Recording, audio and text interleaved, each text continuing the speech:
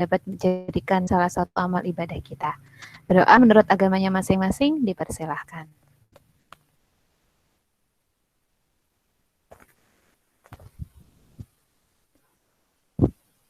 Berdoa dapat dicukupkan.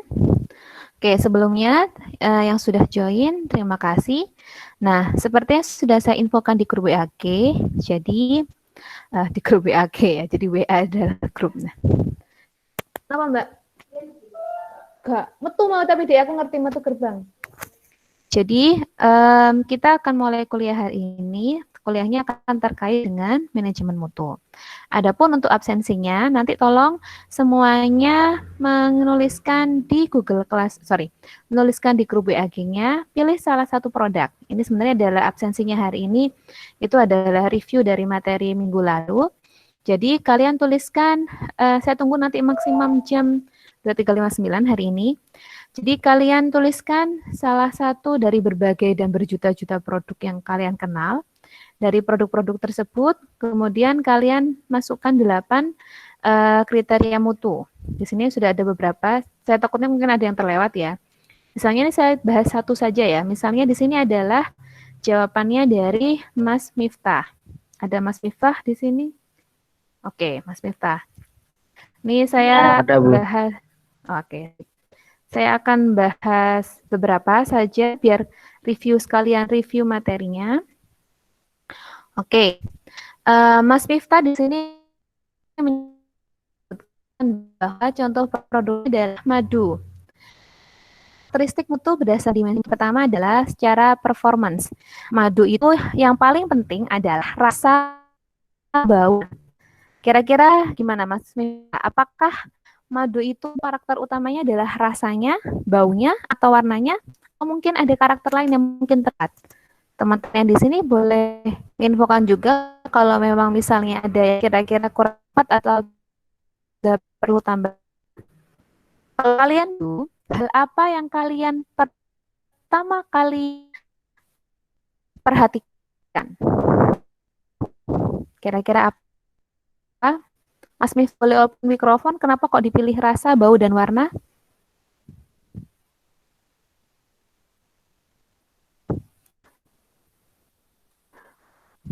Suara saya masih terdengar ya? Kalau nanti ada putus atau sebagaimana, tolong di info atau chat. Sayangnya Mas Miftah. Iya Bu, putus. Ya, kenapa kok pilih rasa, bau, dan juga warna sebagai utama dari madu?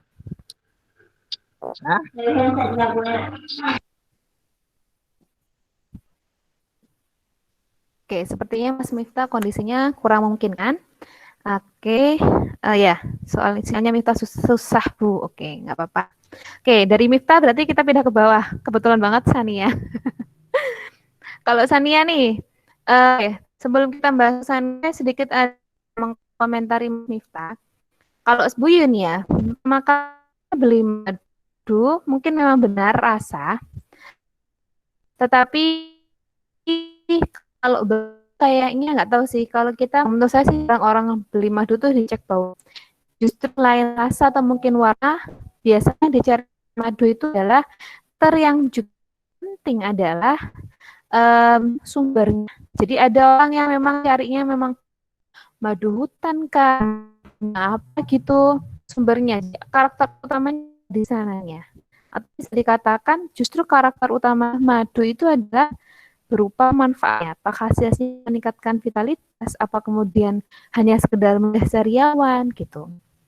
Atau mungkin biasanya juga yang kalian suka pahami terkait madu adalah kekentalannya, ya, konsistensinya. Jadi yang perlu kalian perhatikan yang namanya performance itu karakter utama yang menyebabkan kalian itu akhirnya mau membeli produk itu. Ya, di madu yang dipertimbangkan pertama kali itu apa? Nah, baru yang pertimbangan kedua adalah misalnya itu yang future itu misalnya adalah feature, bukan future ya Mas Miftah, feature. Kalau future macam kalau feature itu tambahan ke fungsi. Kalau feature-nya manfaatkah atau seperti apa? Kayak contohnya ya, beli HP pasti fungsi utama adalah telepon. Baru fungsi kedua adalah entah entah kamera atau entah lainnya ya. Jadi gitu ya. Oke, sekarang Mbak Sania bisa open mikrofon. Bisa, Bu. Oke, Sania boleh dijelaskan kenapa di produk susu Indomilk ini seperti apa? Performance, feature, reliability, dan seterusnya. Untuk performanya itu fungsi gizi. Kalau dari saya itu berpikirnya karena kalau memilih susu, memilih konsumsi susu itu karena kebutuhan gitu, Bu. Kebutuhan untuk pemenuhan gizi. Itu. Kalau untuk fiturnya itu pada biasanya kita akan rasa-rasa rasa-rasa yang sesuai kita untuk sebagai pelanggan. Oke, berikutnya. Aduh. Tenang, tenang, tenang, tenang. Selanjutnya reliability, cita rasa. Jadi yang menyebabkan saya bertahan kepada produk itu lebih ke cita rasanya, Bu. Oke. Mungkin biar enak saya bantu biar kelihatan definitifnya juga.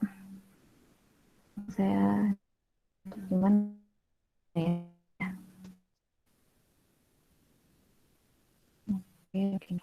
Sebentar. Masih tersambung ya, Sania ya? Masih, Bu.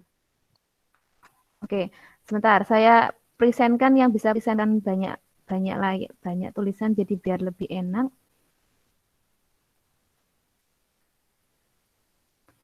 Oke, tadi sampai performance benar. Jadi kalau kita yang lihat utamanya biasanya memang adalah nilai gizinya. Orang minum susu nilai gizi entah nyari stamina atau seperti apa. Inti manfaat kesehatan.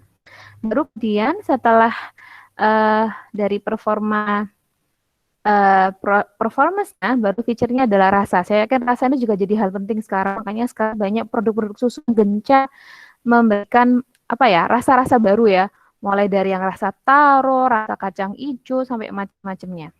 Oke, kemudian reliability keterandalan biasanya boleh kita sebutkan juga pada konsistensi atau pada rasa juga nggak masalah. Kemudian di sini, oke, berikutnya conformance. Sania bisa dilanjutkan.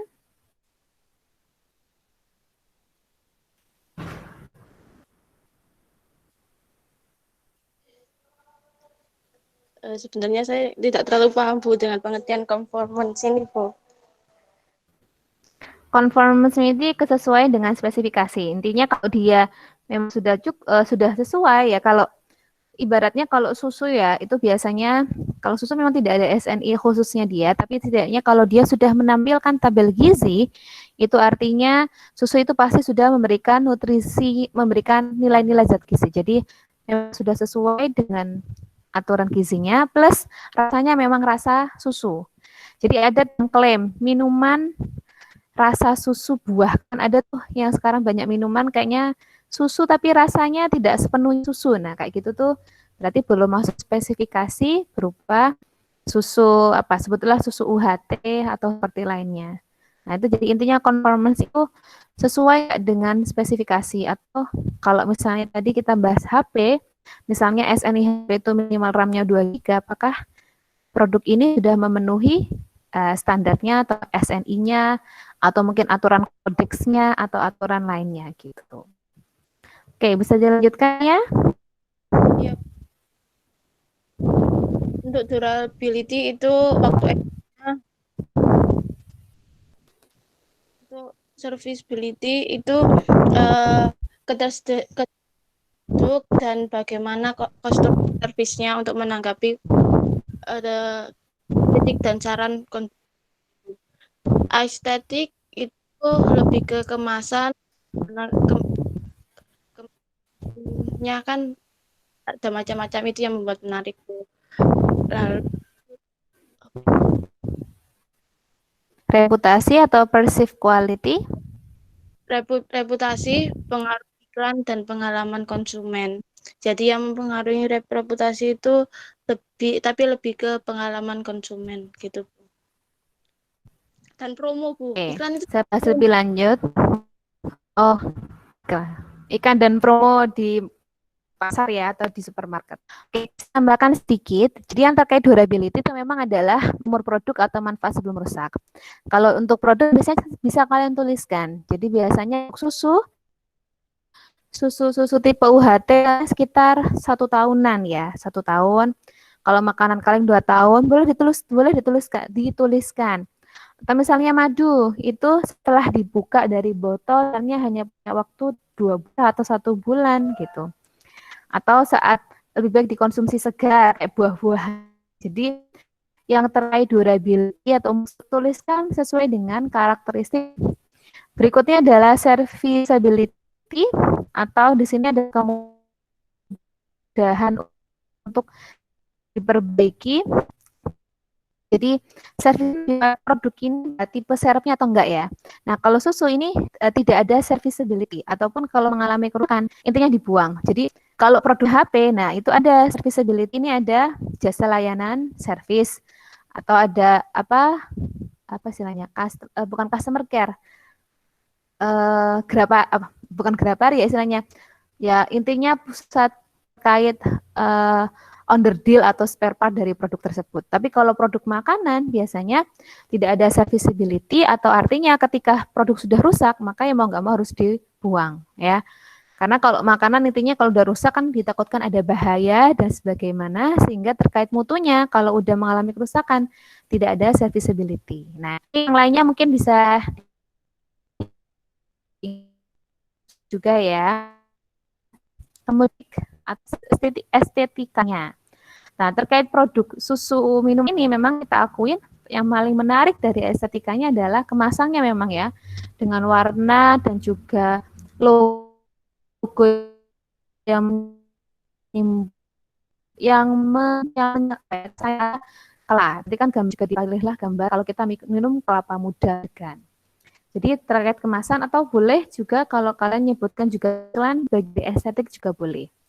Lalu yang ke-8 terakhir ini perceived quality, ukuran tidak langsung yang akhirnya mempengaruhi informasi terkait produk. Benar Sania tadi katakan terkait iklan, pengalaman customer yang lainnya menginfokan ini nih ada susu Indomilk ada rasa baru asik nih. Nah, itu menimbulkan kesan mutu yang lain dari produk itu walaupun si calon customernya belum membeli ataupun promo-promo beli 3 gratis 1 bendel 4. Nah, itu kira-kira.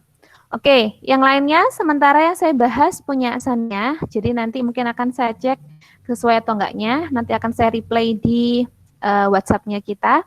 Jadi saya harapkan minggu lalu, karena minggu lalu kita sudah belajar terkait dengan mutu, apa sih itu mutu? Mutu itu karakteristik penting pada produk yang menimbulkan penilaian dari konsumen, apakah konsumen itu puas atau tidak, apakah produk itu melebihi standar atau tidak, seperti yang konsep-konsep mutu tadi. Kesesuaian penggunaan kah, kemudian kepuasan pelanggan, dan seterusnya. Nah, terkait mutu pada produk itu sendiri, selain ada dimensi mutu, ada mutu internal eksternal. Nah, mutu ini juga kalau di dalam pembuatan produk skala industri itu diatur atau di dalam hal ini kita pastikan mutunya terjaga atau kita kontrol. Nah, proses pengelolaan mutu itu seperti yang saya jelaskan minggu lalu, ada yang sifatnya pertama, paling kecil skalanya adalah tipe operator atau kewajiban mutu itu dijalankan penuh oleh orang yang memang sedang memproduksi barangnya. Habis operator, ada tipe mandor atau supervisor. Dari mandor, kemudian maju lagi. Ada yang masih ingat? Operator, mandor, apalagi? Saya ingin tahu kira-kira materi minggu lalu masih diingat atau belum?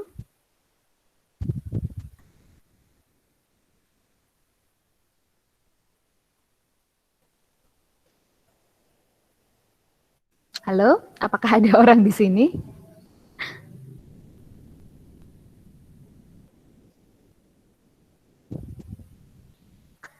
Selain Sania, ada yang lainnya monggo kalau bisa bantu.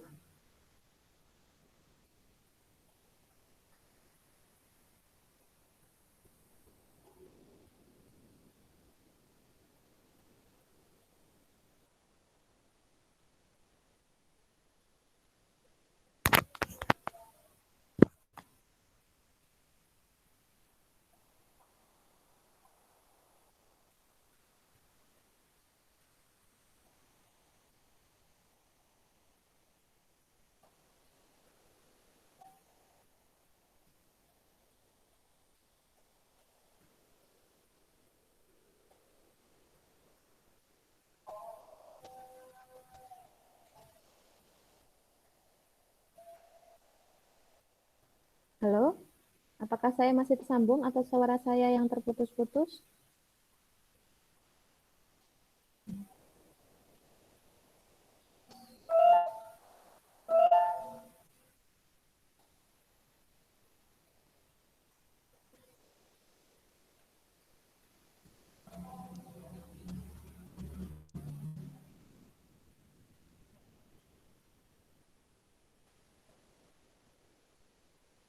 Halo, Halo, Assalamualaikum. Assalamualaikum.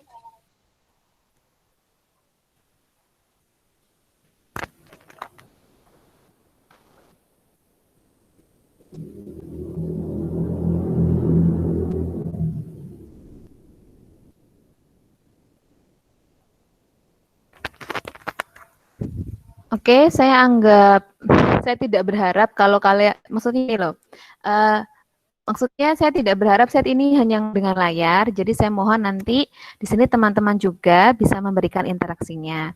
Jikalau memang tidak ada sinyal, sehingga tidak bisa melakukan open mikrofon atau bahkan open kamera, paling tidak saya yakin pasti bisa untuk memberikan interaksinya lewat di chat dan sebagaimananya ya. Jadi biar Buyun nggak sendiri gitu ngobrolnya. Oke, saya akan lanjutkan. Jadi yang kemarin sudah saya bahas terkait manajemen mutu itu dikontrolnya. Jadi mutu itu karena semua orang pengen pengen dapat mutu yang baik, maka harus dikontrol. Terkait kontrol mutu itu ada yang mulai dari paling kecil yaitu dari operator yang bikin yang bertanggung jawab, kemudian dari foreman atau dalam ini sistem mandor atau ada orang yang ngawasin. Setelah dari foreman, kemudian ada yang namanya sistem dari inspection. Jadi ada tim juga yang menginspeksi ke divisi produksinya ke orang-orang yang bikin. Kemudian ada quality assurance, nggak hanya di produksi tapi melebar ke arah purchasing, penggudangan, sampai kemudian yang di total quality management. Bahwa kontrol mutu itu tidak hanya untuk di karyawan produksi, tapi bahkan sampai pimpinan perusahaan dan di skala besar lainnya. Oke, itu terkait materi review minggu lalu. Ada pertanyaan dulu sebelum saya masuk ke materi yang lainnya. Monggo. Di sini alhamdulillah saya lihat ada Firman sama Mbak Yuliana yang open kamera. Selamat siang. Kalian kayaknya Firman sampai lap-lap ini kepanasan toh Firman. Habis dari kamar mandi Bu tadi. Maaf. Oke, nggak apa-apa. Yuliana sehat? Masih di Lamongan kah kalian ini yang PHP 2D? Alhamdulillah sehat, Bu. Masih di Lamongan. Oke, yang di Lamongan saya juga lagi di Lamongan nih. Buyun sekarang lagi ikut suami, lagi di apa? Ya, Sekaran, Siman. Jadi kalau mau main-main monggo. Oke, kalau gitu, kalau tidak ada pertanyaan lanjutan, maka akan saya lanjutkan materi kita untuk yang minggu ini, yaitu terkait biaya mutu. Sebelumnya, yang sudah baca materinya, boleh info saya kah?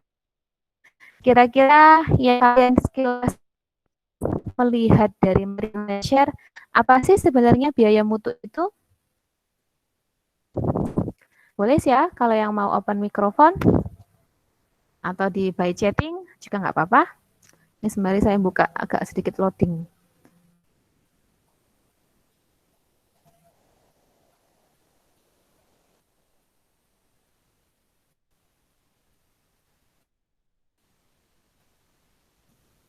Saya coba menjawab, boleh Bu? Boleh, Vin, silakan. Biaya mutu ialah biaya yang dikeluarkan untuk memperbaiki atau membuat satu produk yang bermutu, yang dimana nanti biaya tersebut akan mempengaruhi hasil dari penjualan produk tersebut dan biaya perancangan dari produk tersebut. Oke, benar sekali Firman. Jadi alhamdulillah sudah bisa menjawabnya. Tidak bahasan materi tadi, biaya mutu ini adalah biaya yang dikeluarkan oleh perusahaan untuk menjaga kualitas atau mutu produknya. Jadi kalau misalnya tadi saya sebutkan, yang namanya madu itu yang paling penting utamanya itu adalah sumbernya. Jadi kemurniannya. Nah, makanya gimana caranya biar dapat madu yang murni itu?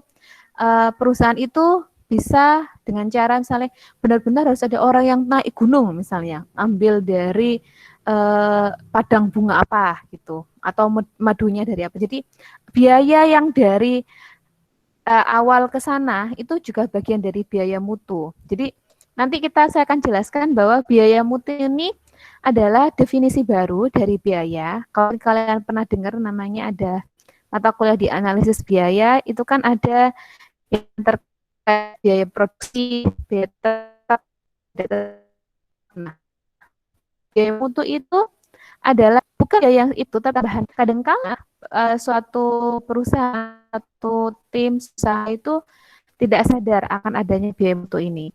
Tapi perlu. Nah, ketika biaya mutu ada, pastinya akan mempengaruhi produk dan harganya.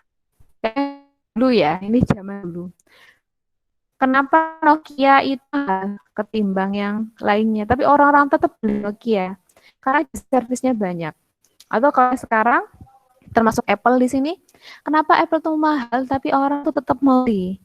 Karena itu di sini memang janjikannya biaya mutu. Jadi benar-benar perencanaan produknya memastikan bahwa nanti kalau produk itu dihasilkan, maka tidak akan mudah rusak. Kalaupun mudah rusak, mereka akan menjamin untuk perbaikannya, garansinya, dan seterusnya. Jadi biaya mutu itu termasuk garansi. Makanya jangan heran kenapa Samsung juga tetap bisa mahal ketimbang yang lainnya, karena mereka punya kelebihan di biaya mutunya.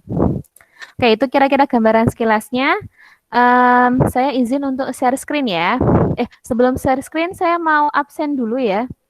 Absen dulu, nanti kalau saat saya absen, tolong nanti dijawab ya hadir gitu ya. Atau kalaupun nggak bisa jawab hadir, seperti yang saya sebutkan tadi, boleh untuk kalian komentarnya di grup kalau gitu.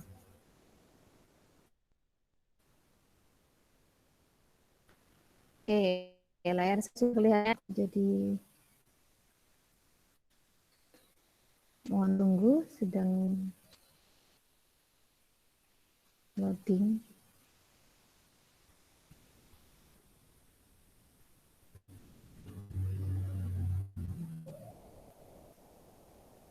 Oke, kayaknya lagi adzan. Saya off sebentar ya. Lagi adzan ini.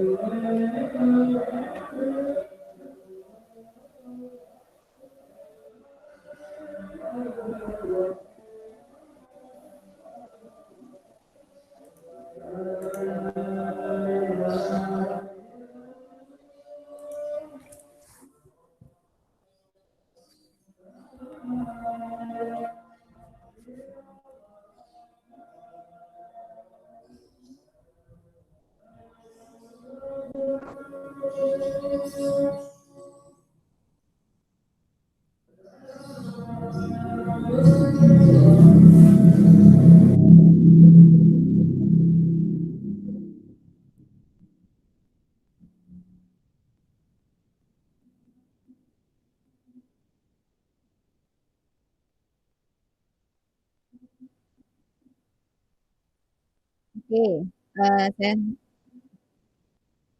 akan langsung menjelaskannya.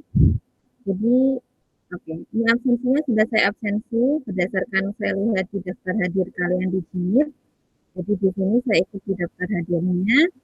Nah, sekarang Yuyun akan membahas terkait materi di manajemen. Absensinya udah semua ya, tinggal Mas Imun aja yang belum ada nih ya.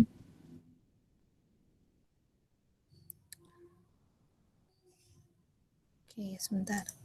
Tadi udah aku buka kok.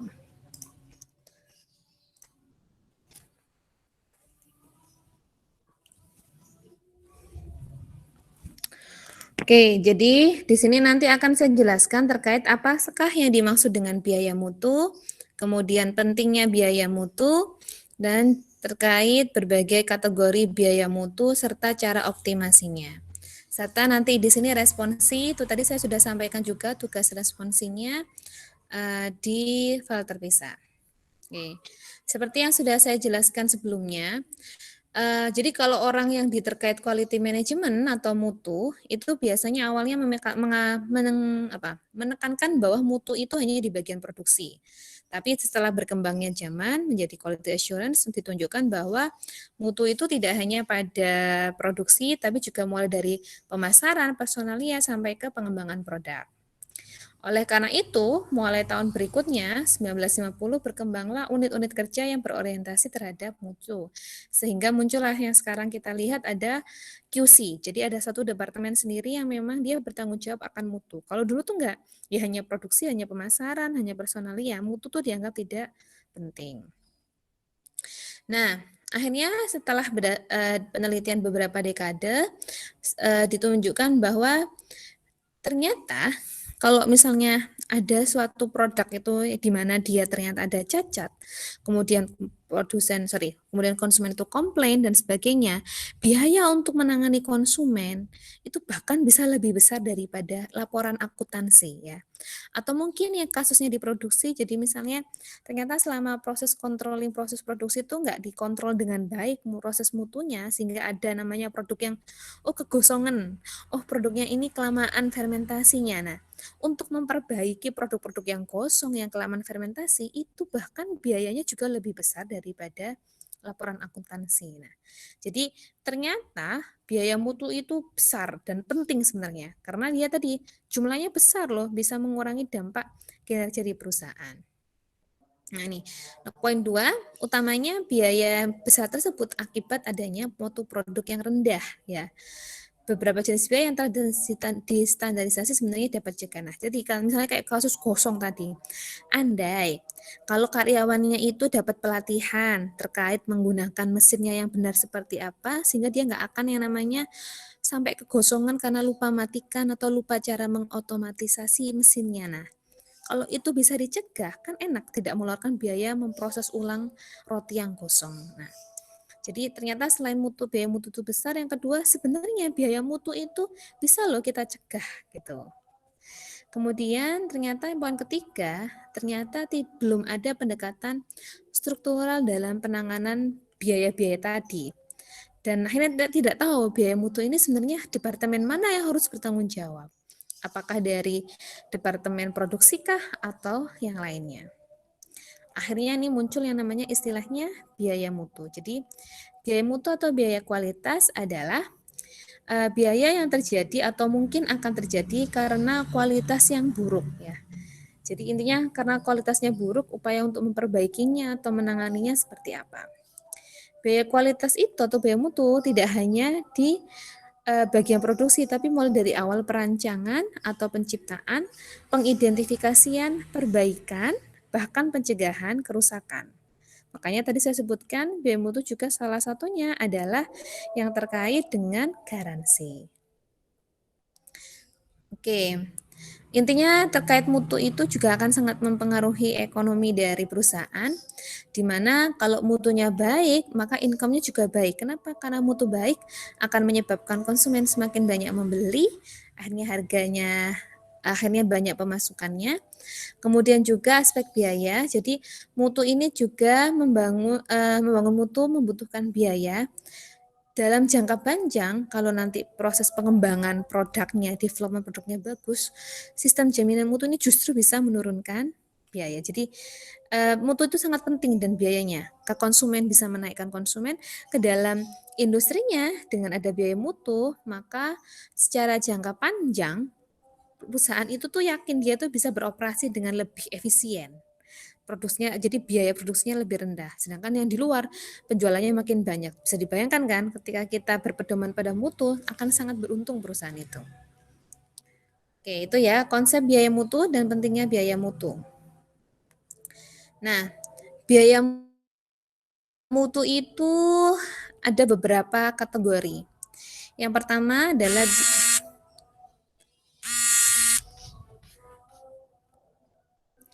Oke, mohon maaf sebentar ya.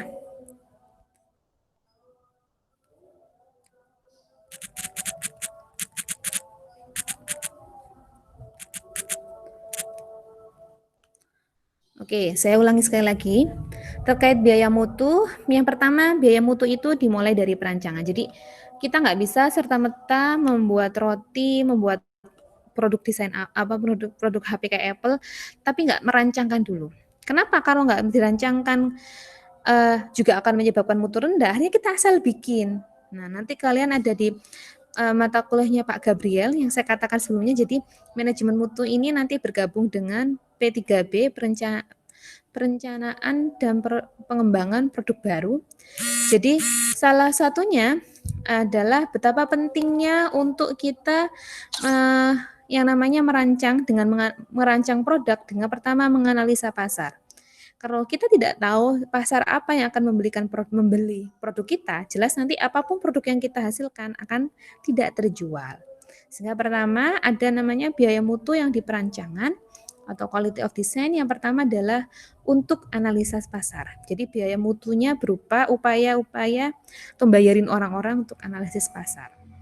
Yang kedua, terkait biaya untuk penelitian dan pengembangan. Jadi termasuk misalnya kayak ya dosen kalian kayak saya, Bu Yunita mengembangkan produk sambal instan dari boranan. Nah, beberapa penelitian yang mencangkup itu juga bagian dari biaya mutu.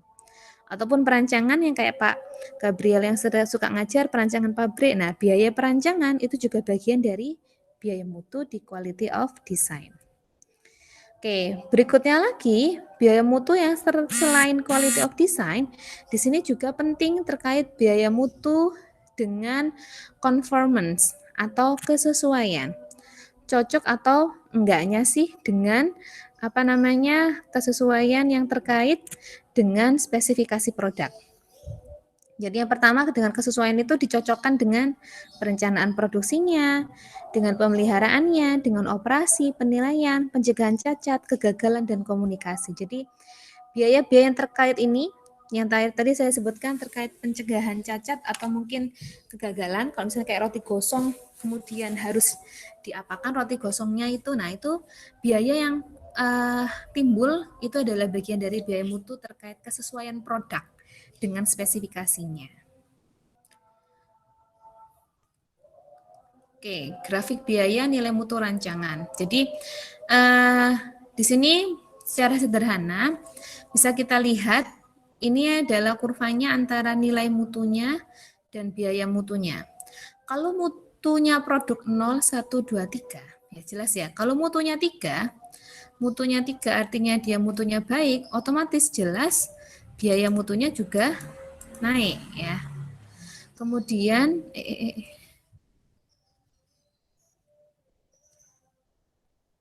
Oke, kayaknya laptop saya sama HP saya koneksinya beda ya.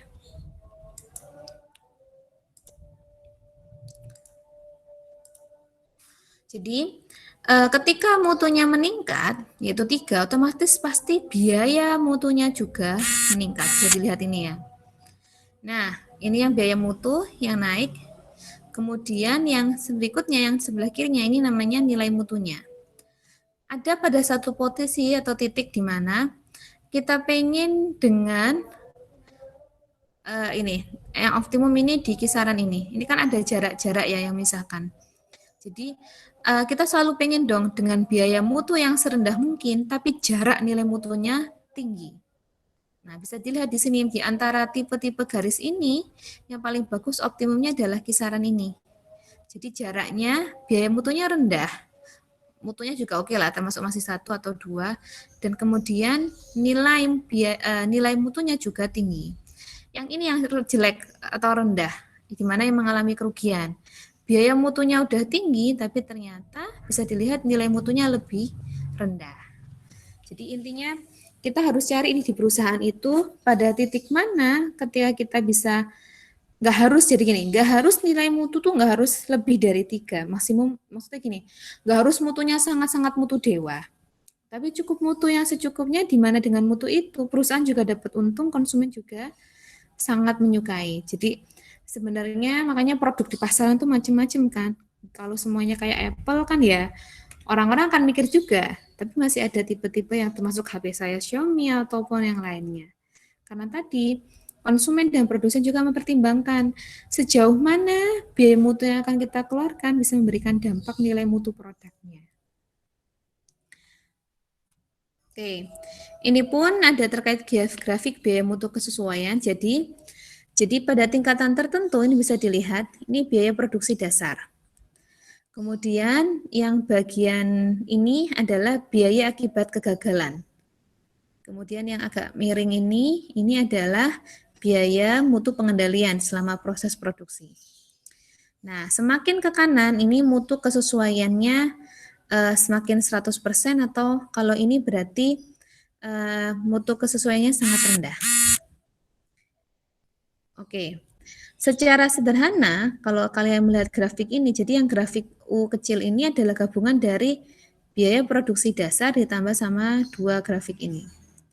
Jadi, kenapa grafik ini titik temunya tidak di yang 100, tapi mungkin sekitar 80 dan seterusnya. Kenapa? Karena kalau kita mau benar-benar produk kita itu 100% sangat sesuai, tidak ada kecatatan. Dalam hal ini, bukan kecatatan ya, maksudnya benar-benar sangat wow, sangat dewa gitu ya. Maka biaya yang dikeluarkan pun akan sangat tinggi biaya mutunya. Tetapi dengan biaya mutu yang sangat tinggi ini, yaitu di sini adalah biaya mutu pengendaliannya tinggi, biaya kegagalannya rendah. Tapi ini terlalu tinggi, jadi tidak optimum. Pada titik tertentu ini optimum di mana biaya mutunya pengendalian nggak terlalu tinggi, biaya kegagalannya pun tidak terlalu tinggi di sini. Di titik optimum ini. Ya, jadi kalau definisi yang kiri, karena gitu, intinya kalau kita memang kita kalau produknya 100% sesuai itu nggak ada biaya kegagalan, tapi biaya sangat pengendalian prosesnya itu sangat rigid. Kalau nggak mau roti gosong, anggaplah kalau gitu pengawasannya nggak hanya cukup 1 orang, tapi misalnya 2 orang atau 3 orang. Selain 2 orang, mungkin ditambah otomasi terkait timernya. Nah, itu nambahin biaya lagi kan. Jadi akan nambah double. Memang nggak ada kegagalan sama sekali, tapi biayanya itu akan sangat tinggi. Maka di sini ada satu titik di mana dan ini memang hasil nanti data perusahaannya. Pada kondisi berapa biaya pengendalian mutunya tetap oke, pakai 2, misalnya pakai 2 penjaga, tapi kegagalannya itu sudah bisa ditolerir. Misalnya penjaganya dengan sistem shift atau apa, sehingga biaya kegagalan pun kalau ada sangat sedikit dan biaya pengendalian mutu pun sedikit. Oke, sampai detik sini apakah ada pertanyaan dulu? Sebelum saya masuk poin utamanya adalah setelah ini.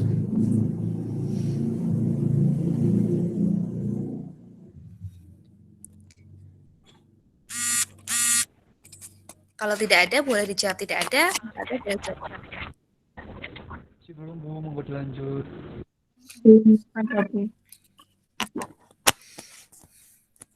Oke. Kalau tidak ada, Saya lanjutkan. Jadi biaya mutu itu disesuaikan dengan, tadi saya sebutkan dengan nilai mutu rancangan dan juga mutu kesesuaian.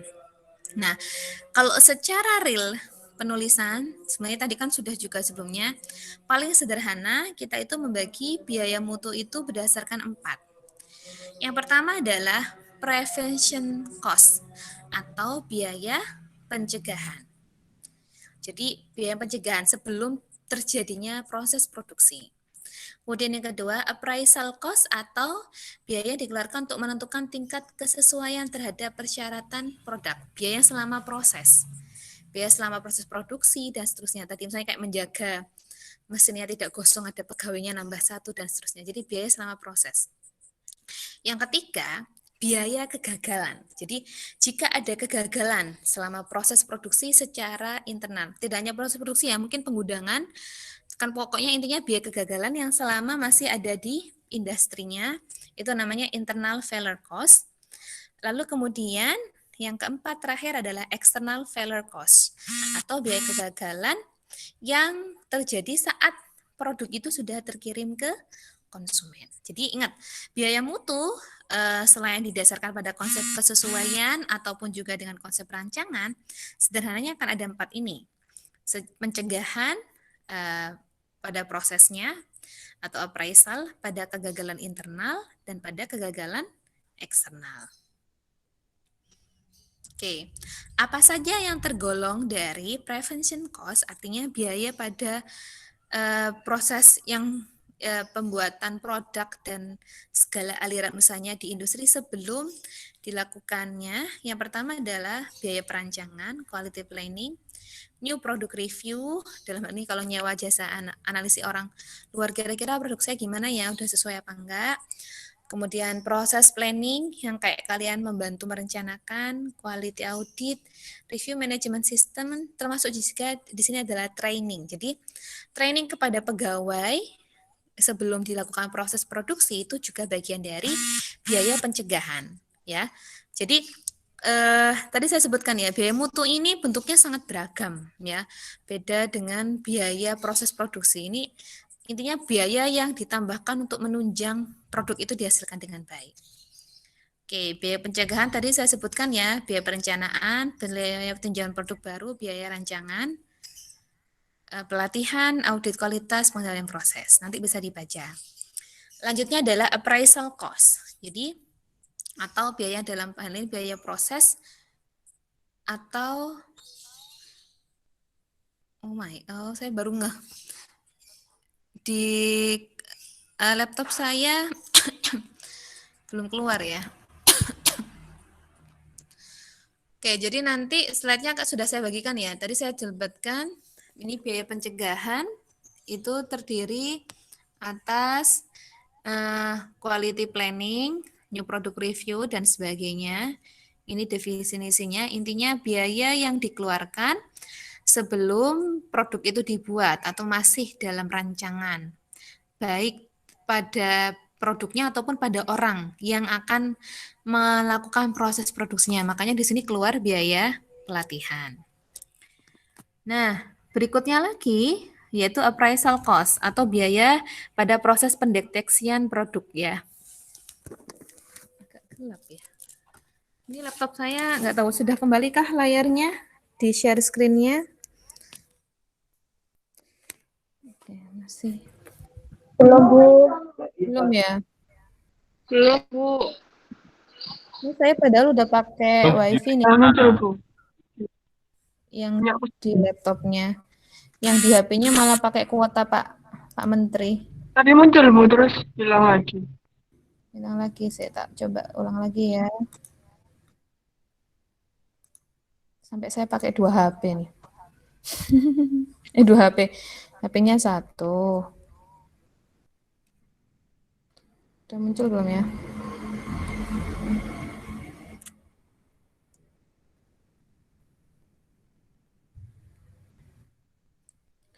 Oke, sudah muncul Yunita Siti Madya membagikan screen.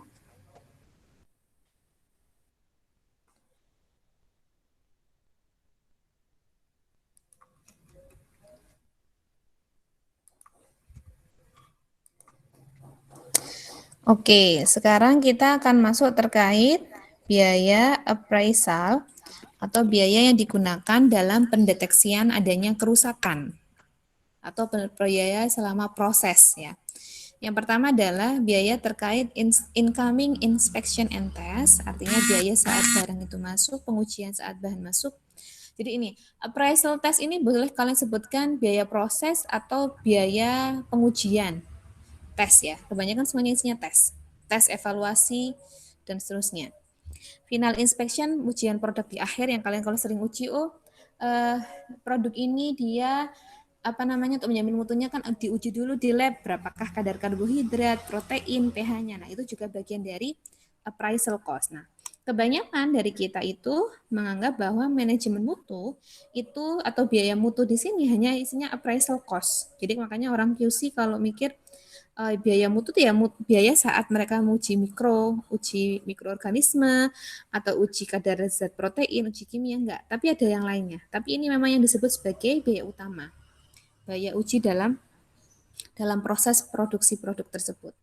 Mulai dari produk quality audit, maintaining akuransi. Nah, ini ada mungkin ada kalian pernah dengar istilah kalibrasi. Nah, kalibrasi itu bagian juga dari biaya mutu, menjamin agar alat-alat yang digunakan untuk mengetes ini kondisinya standar dan bagus. Serta mengevaluasi stok atau yang di gudang, dicek dalam berkala, itu juga bagian dari biaya appraisal cost atau biaya deteksi penilaian. Jadi biaya appraisal cost atau biaya deteksi penilaian itu artinya biaya yang digunakan untuk menentukan produk atau jasa sesuai dengan syarat kualitas atau standarnya. Oke, nanti bisa dilihat di sini definitifnya terkait jenis-jenisnya.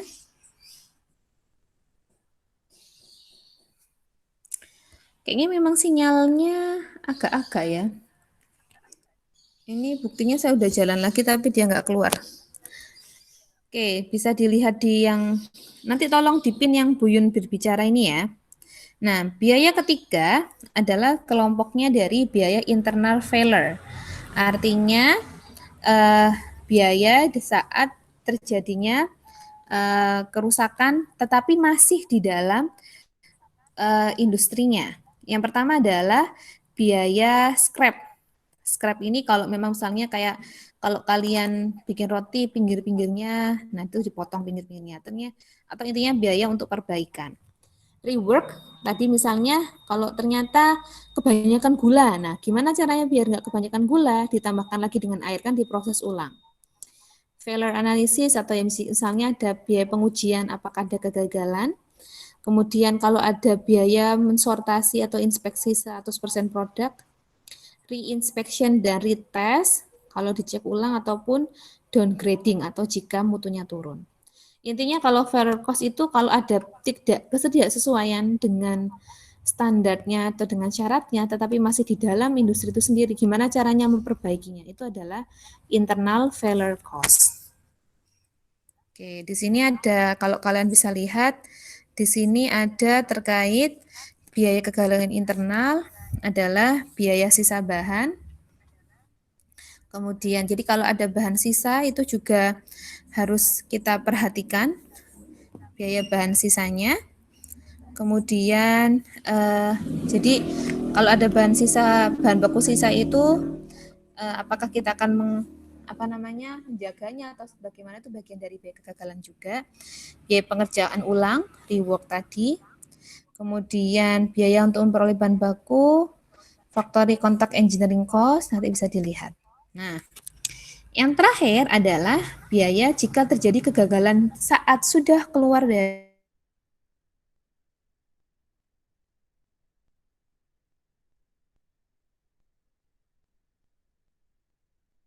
dari pabrik atau external failure cost. Lupa apa? Ini dia, garansi, keterangan dalam produk, liability, sama concession. Jadi intinya biaya selama masa garansi, biaya adanya keluhan-keluhan, layanan produk, kemudian juga kayak servis-servis di luar terkait produknya di luar proses produksi, ataupun bahkan biaya penarikan kembali produk. Ini bagian dari eksternal, biaya kegagalan eksternal. Oke, jadi itu ya, diingat-ingat ada 4 dari biaya mutu. Nah, ketika kita bahas biaya mutu, bagaimanakah kita menentukan biaya mutu itu? Caranya ya memang kita kumpulkan dulu data-data biaya mutu itu apa saja. Jadi kalau untuk mengumpulkan biaya mutu pasti awalnya sulit karena memang nggak ada bakunya di mana gitu. Jadi kalau nggak mau memang nanti dari tim QC-nya dilihat catatan keuangan di masing-masing tim proses produksi, penggudangan dan sebagainya, dan diidentifikasi. Nanti kalau sudah ketemu, nanti kalau sudah bisa kita estimasi nantinya. Dan ingat di sini ya, harus dibedakan memang biaya mutu yang kita maksud dalam 4 kategori itu ataupun yang bedakan dengan biaya produksi. Nah, untuk mencari biaya mutu itu apa saja, memang kita harus cek langsung nih. Di analisa gaji dan upah, tadi saya katakan ada biaya pelatihan. Kalau itu ada pelatihan, maka itu bagian dari biaya mutu ya. Kemudian laporan tiap departemen dicek terkait adakah kegiatan atau proses lainnya digunakan memang untuk meningkatkan mutu atau menjamin mutu, itu akan masuk di biaya mutu. Kemudian sampai kepada data biaya produk yang tadi saya sebutkan, juga bagian dari biaya proses produksi dan seterusnya, itu dicek apakah memang all ini adalah biaya tetap, tidak tetap, atau ada yang merupakan bagian dari biaya mutu. Termasuk ini laporan barang buangan atau scrap. Jadi bisa kita nggak akan tahu biaya untuk pemrosesan ulang itu berapa kalau kita nggak punya data barang-barang yang dibuang atau diproses ulang. Termasuk ini biaya lembur itu bagian atau laporan jam kerja pegawai itu bagian juga dari biaya mutu. Kenapa? Jangan-jangan lembur ini karena apa? Pegawainya menangani produk yang kerusakan atau mengalami rusak di dalam masa proses produksinya atau sebelum keluar. Oke, dan lanjutannya. Nah, sekarang kita sudah tahu biaya mutu itu apa saja dan bagaimana caranya mengoptimasi agar biaya mutu itu optimum. Artinya nggak terlalu tinggi yang saya katakan tadi, nggak harus sampai 100% ya mutu baiknya, tapi bisa 80%. Pada titik berapa biaya mutunya ini bisa optimal. Oke, saya coba share screen lagi, semoga bisa lagi.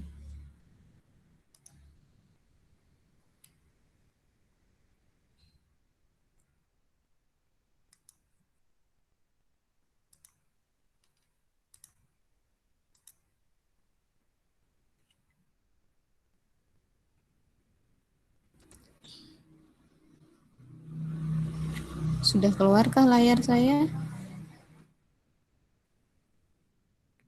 Belum ya? Oke, sedang loading.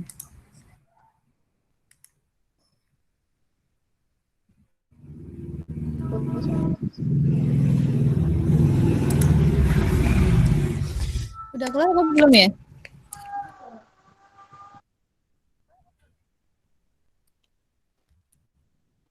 Punya saya belum keluar, Bu. Belum.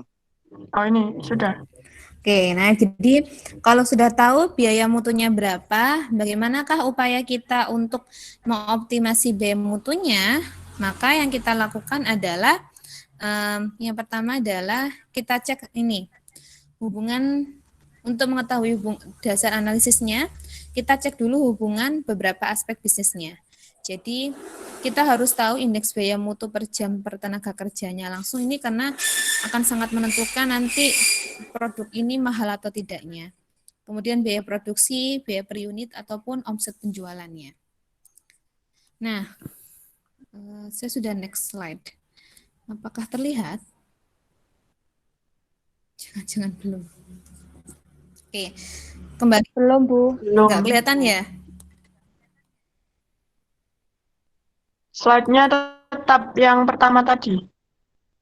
Ya, saya pakai ini lagi ya, pakai layar lagi. Tolong dipinkan yang nama saya ini. Nah, ini tadi yang saya katakan tadi. Kalau biaya mutu itu optimumnya ada di satu titik tengah-tengah. Jadi nggak harus yang produk itu baik 100%. Adapun ini bisa dilihat kayak tadi, ketika produknya 100% cacat, pasti biaya pencegahan dan biaya penilaian internalnya rendah. Tetapi jika 100% banyak cacat, pasti biaya kegagalannya juga tinggi. Atau kebalikannya.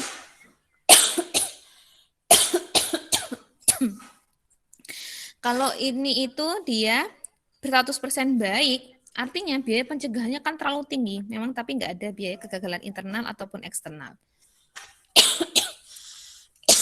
Maaf.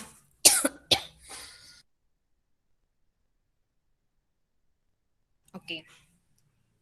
Oleh karena itu pasti ada biaya mutu itu yang ada di posisi yang tengah-tengah ini. Nah, biaya mutu itu sendiri sebenarnya dari garis ini ya, garis ini, melengkung ini tuh ada 3 zona. Yang paling kiri itu zona improvement project, zona indifference, sama zona perfection. Sesuai namanya, kalau zona improvement project intinya kalau biaya mutunya di sini tuh intinya masih perlu perbaikan di prosesnya secara keseluruhan.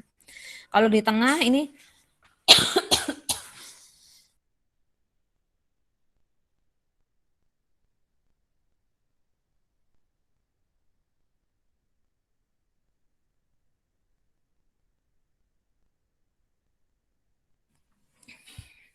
yang di tengah ini biaya indifference artinya memang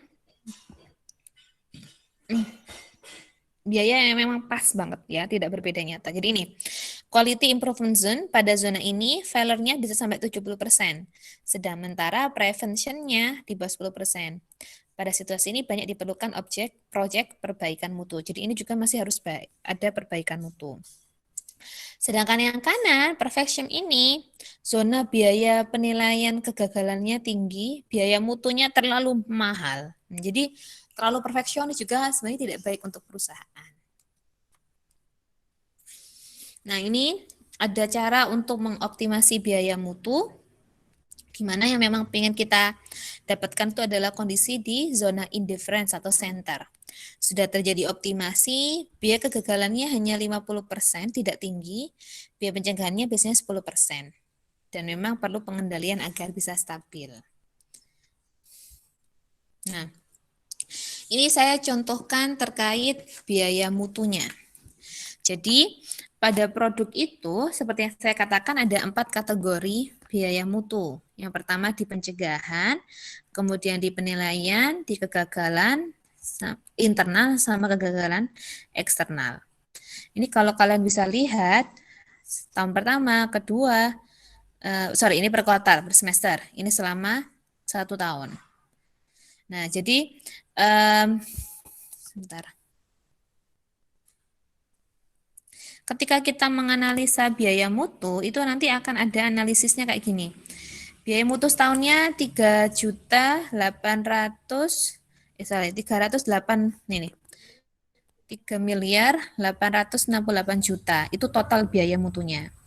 Dari biaya ini ternyata yang paling banyak itu adalah biaya kegagalan internal dan eksternal, yaitu 3.300 juta.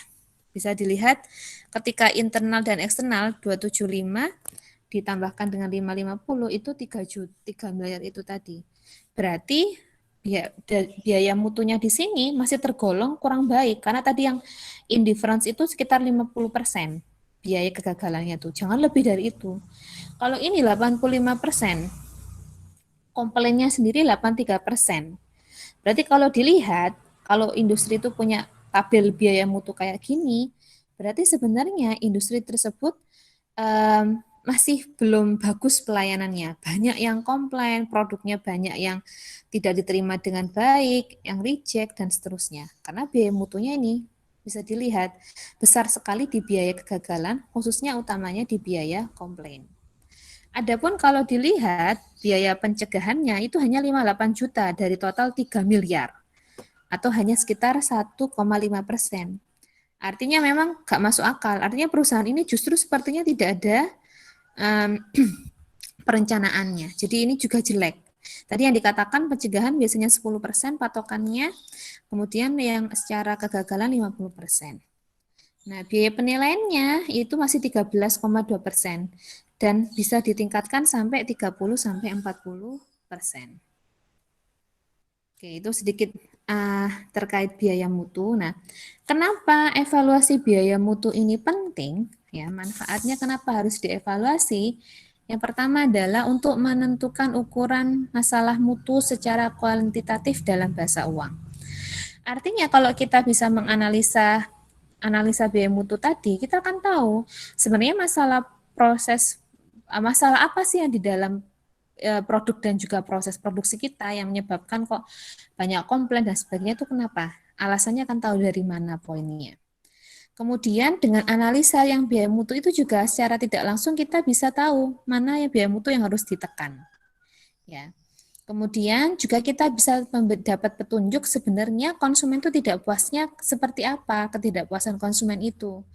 Apakah memang banyak, kalau customer care-nya banyak komplain, kira-kira di mananya yang tadi kira-kira match atau tidaknya? Apakah di penilaiannya memang terlalu rendah sehingga komplainnya banyak, ataukah di perencanaannya atau kurangnya pelatihan sehingga komplainnya banyak?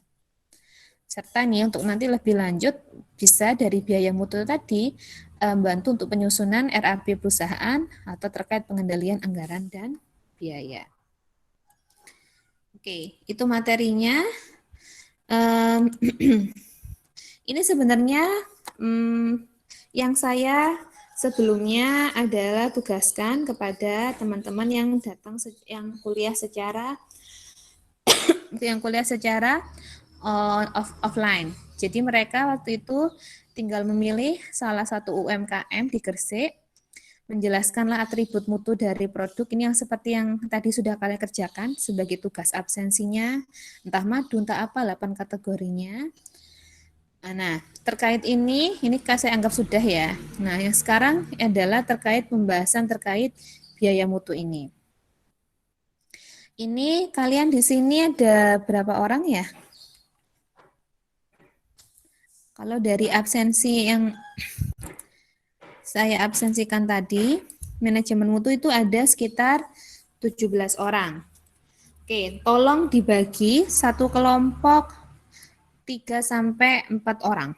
Jadi kalau 4 orang itu bisa dapat 4 kelompok, satunya lagi nggak boleh 3, nggak boleh 5. Jadi sekitar yaitu 4-5 kelompok ya.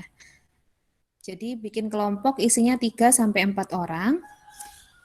Nanti tugas dari kalian adalah kelompok ini. Jadi satu kelompok isinya 3-4 orang. Tugas kalian di sini adalah intinya milih produk apa, boleh beda dengan produk yang sudah kalian sebutkan tadi. Kemudian kalian menganalisis biaya mutunya. Nah, analisis biaya mutu ini pastinya kan kalian harus survei kunjungan kan.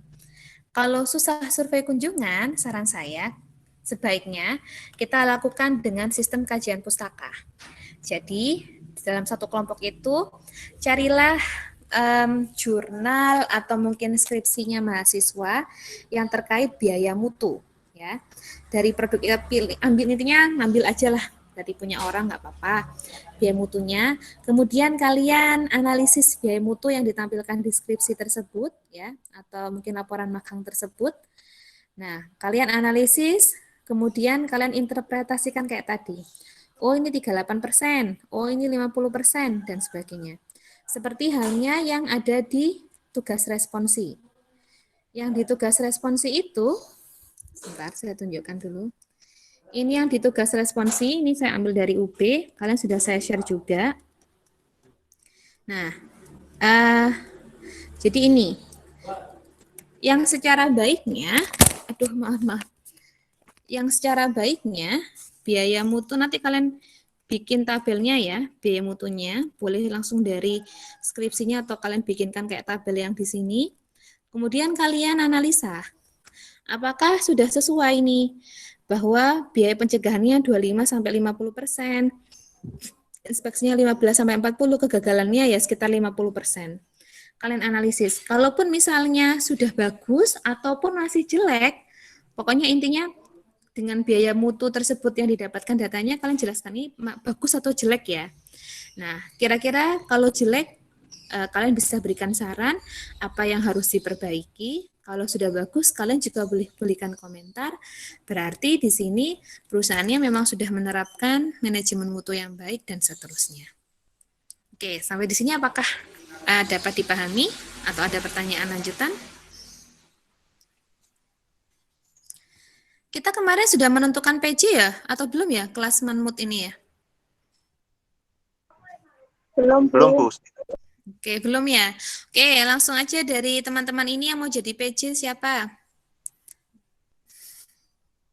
Saya boleh, Bu. Oke, Halimah ya. Dia atau Halimah.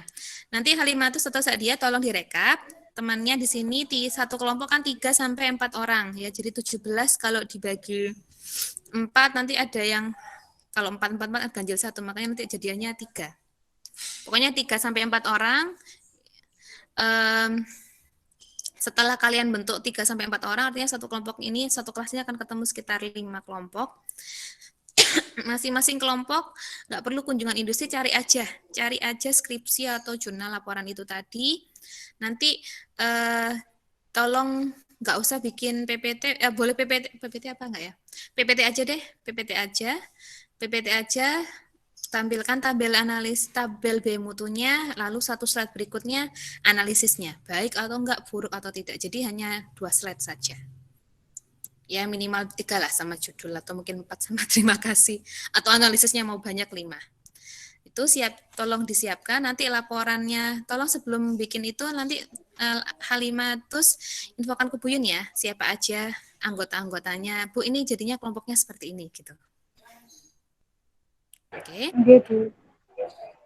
Oke, mungkin itu materi hari ini. Apakah ada pertanyaan? Saya mohon maaf nalat 10 menit.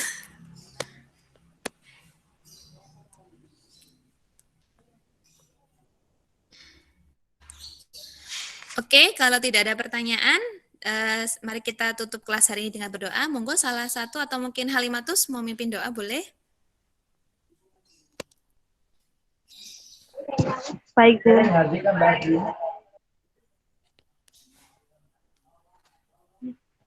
Sebelum menutup kelas pada sore hari ini, marilah kita berdoa supaya materi yang kita dapatkan bisa bermanfaat ke depannya. Amin. Berdoa menurut kepercayaan masing-masing, dimulai.